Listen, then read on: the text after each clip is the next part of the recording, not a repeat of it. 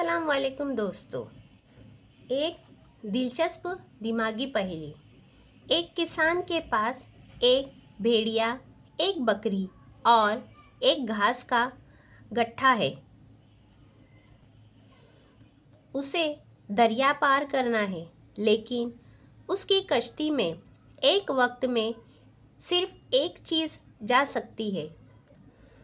मसला ये है, अगर भेड़िया और बकरी को अकेला छोड़ दिया जाए तो भेड़िया बकरी को खा जाएगा। अगर बकरी और घास को अकेला छोड़ दिया जाए तो बकरी घास खा जाएंगी। तो सवाल ये है कि किसान सबको महफूज तरीके से दरिया के पार कैसे ले जाए। अगर आपको जवाब आता है तो कमेंट में ज़रूर जवाब लिखकर बताएं। शुक्रिया दोस्तों।